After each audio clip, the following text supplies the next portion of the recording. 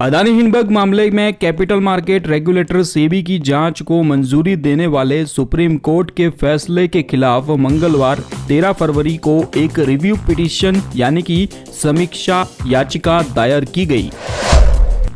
Petitioner ने एक नई याचिका में कहा है कि सुप्रीम कोर्ट के फैसले में गलतियां हैं और सेबी के रेगुलेटरी फेलियर्स को भी नजरअंदाज किया गया है।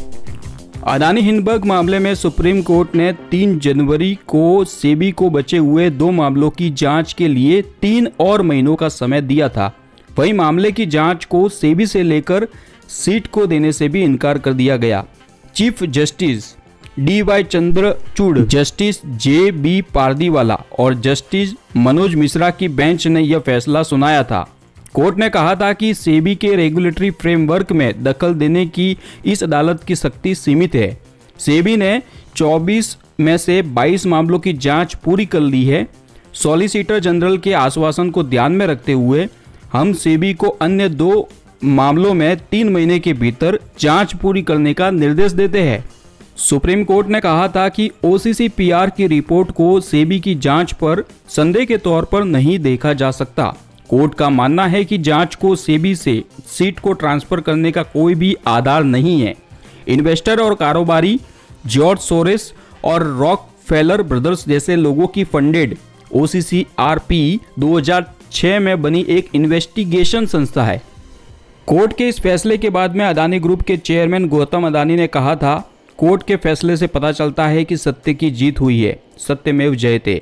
मैं उन लोगों का भी आभारी हूँ जो हमारे साथ खड़े हैं। भारत की ग्रोथ स्टोरी में हमारा योगदान जारी रहेगा। जय हिंद। पिछले साल 24 नवंबर को सुप्रीम कोर्ट ने मामले की सुनवाई के बाद में अपना फैसला सुरक्षित रख लिया था। CGI ने कहा था, हमें अमेरिकी कंपनी हिंडनबर्ग की रिपोर्ट को तथ्यात्मक रूप से सही मानने की जरूरत नहीं है। हिंडनबर्ग यहाँ पर मौजूद नहीं है। हमने सेबी से जांच करने को कहा है। 24 जनवरी 2023 को हिंडनबर्ग रिसर्च ने अदानी ग्रुप पर मनी लॉन्ड्रिंग से लेकर शेयर मैनिपुलेशन जैसे आरोप लगाए थे। केस की जांच के लिए सुप्रीम कोर्ट ने 6 सदस्यीय कमेटी बनाई थी। इसके अलावा मार्केट रेगुलेटर सेबी को भी जांच करने का आदेश दिया गया था। कोर्ट ने एक्सपर्ट कमेटी के सदस्यों की ओर से हितों के टकराव के संबंध में याचिकाकर्ताओं की दलीलों को खारिज कर दिया। हालांकि कोर्ट ने यह भी कहा था कि भारत सरकार और सेबी भारतीय निवेशकों के हितों को मजबूत करने के लिए कमेटी की सिफारिशों पर विचार करेंगे। इसके बाद में एक याचिका में एक्सपर्ट कमेटी के पुनर्गठन की मांग की गई थी। इस पर सुप्रीम कोर्ट की बेंच ने कहा था कि यह कमेटी के साथ में बहुत अन्याय होगा और लोग सुप्रीम कोर्ट की ओर से नियुक्त समिति में काम करना बंद कर देंगे।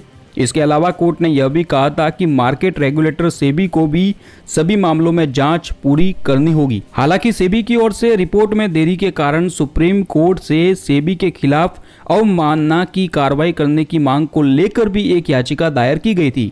जनहित याचिकाकर्ता विशाल तिवारी ने कहा था कि सेबी को दी गई समय सीमा के बावजूद वह अदालत के निर्देशों का पालन करने में विफल रही है और अपनी फाइनल रिपोर्ट प्रस्तुत नहीं कर पाई। सेबी को 2 पहलुओं पर जांच करने के लिए कहा गया था। पहला, क्या सिक्योरिटीज कॉन्ट्रैक्ट रेगुलेशन रूल्स के नियम 19A का उल्लंघन हुआ है? क्या मौजूदा कानूनों का उल्लंघन करके स्टॉक की कीमतों में कोई हेरफेर किया गया है? कॉन्ट्रैक्ट रेगुलेशन रूल का नियम 19A शेयर मार्केट में लिस्टेड कंपनियों की मिनिमम पब्लिक शेयर होल्डिंग से जुड़ा है। भारतीय कानून में किसी भी लिस्टेड कंपनी में कम से कम 25% शेयर होल्डिंग पब्लिक यानी कि नॉन इनसाइडर की होनी चाहिए। हिंडनबर्ग की रिपोर्ट में यह आरोप लगाया गया था कि गौतम अदानी के भाई विनोद अदानी विदेश में शेल कंपनियां मैनेज करते हैं और इसके जरिए भारत में अदानी ग्रुप की लिस्टेड और प्राइवेट कंपनियों में अरबों डॉलर ट्रांसफर किए गए हैं। इसने अदानी ग्रुप को कानून से बचने में मदद की। आइए जानते हैं कि सेबी की जांच में अब तक क्या क्या हुआ। 2 मार्च को सुप्रीम कोर्ट ने इस मामले में एक कमेटी बनाई थी और सेबी को भी जांच के लिए 2 महीनों का समय दिया था। सेबी को 2 महीने तक अपनी रिपोर्ट सौंपनी थी, लेकिन सेबी ने सुनवाई के दौरान जांच के लिए 6 महीनों की मोहलत मांगी थी।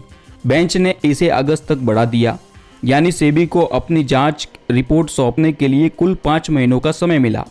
14 अगस्त को सेबी ने अपनी जांच पूरी करने और रिपोर्ट सौंपने के लिए सुप्रीम कोर्ट से 15 दिन का और समय मांगा। 25 अगस्त को सेबी ने सुप्रीम कोर्ट में स्टेटस रिपोर्ट फाइल की। बताया कि 22 जांच फाइनल हो चुकी है और 2 अधूरी है। इसके बाद 24 नवंबर 2023 को सुप्रीम कोर्ट ने फैसला सुरक्षित रखा था और कहा था कि हिंडनबर्ग की रिपोर्ट को सही मानने की जरूरत नहीं है। वहीं सुप्रीम कोर्ट की कमेटी अदानी हिंडनबर्ग मामले की जांच रिपोर्ट 19 मई 2023 को सार्वजनिक कर चुकी है। कमेटी ने कहा था कि अदानी के शेयरों की कीमतों में कथित हेरफेर के पीछे सेबी की नाकामी थी, अभी इस नतीजे पर नहीं पहुंचा जा सकता। कमेटी ने यह भी कहा कि ग्रुप की कंपनियों में विदेशी फंडिंग पर सेबी की जांच बेनतीजाबाज रही है। एक्सपर्ट कमेटी की रिपोर्ट के पॉइंट पर अगर नजर डालें तो कमेटी ने रिपोर्ट में कहा, सेबी को संदेह है कि अदानी ग्रुप में निवेश करने वाले 13 विदेशी फंडों के प्रमोटर के साथ में संबंध हो सकते हैं। अदानी ग्रुप के शेयरों में वॉश ट्रेड का कोई भी पैटर्न नहीं देखा गया। वॉश ट्रेड यानी वॉल्यूम बढ़ाने के लिए खुद ही शेयर खरीदना और बेचना। कुछ संस्थाओं ने हिंडनबर्ग रिपोर्ट के पब्लिश होने से पहले ही शॉर्ट पोजीशन ली थी। जब शेयर के भाव गिरे तो इसे खरीदकर मुनाफा भी कमाया। अब तक कुल 6 याचिकाएं दायर हो चुकी है, जिसमें मनोहर लाल शर्मा ने याचिका में हिंडनबर्ग रिसर्च के फाउंडर नाथन एडरसन और भारत में उनके सहयोगियों के खिलाफ जांच करने और एफआईआर की मांग की थी। इसी के साथ में इस मामले में मीडिया कवरेज पर रोक की भी मांग की गई थी। दूसरा है, विशाल तिवारी ने सुप्रीम कोर्ट के रिटायर्ड जज की अध्यक्षता वाली एक कमेटी बनाकर हिंडनबर्ग रिपोर्ट की जांच की मांग की थी। तिवारी ने अपनी याचिका में लोगों के उन हालातों के बारे में बताया था जब शेयर प्राइस नीचे गिर जाते हैं। जया ठाकुर ने इस मामले में भारतीय जीवन बीमा निगम LIC और भारतीय स्टेट बैंक ऑफ इंडिया की भूमिका पर संदेह जताया था। उन्होंने LIC और SBI की अदानी एंटरप्राइजेज में भारी मात्रा में सार्वजनिक धन के निवेश की भूमिका की जांच करने की मांग की थी। मुकेश कुमार ने अपनी याचिका में सेबी, ED, आयकर विभाग, डायरेक्टरेट ऑफ रेवेन्यू इंटेलिजेंस से जांच के निर्देश देने की मांग की थी। इसके बाद एक और याचिका दायर की गई, जिसमें याचिकाकर्ता अनामिका जायसवाल ने नई कमेटी बनाने के लिए कहा था। उन्होंने कहा था कि कमेटी में ऐसे व्यक्तियों को शामिल किया जाए जिनकी छवि बेदाग हो और इस केस से उनका कोई लेना देना ना हो। इसके बाद विशाल तिवारी ने सेबी की रिपोर्ट में देरी के कारण एक और याचिका दायर की थी। इसमें अवमानना कार्रवाई की मांग की गई थी।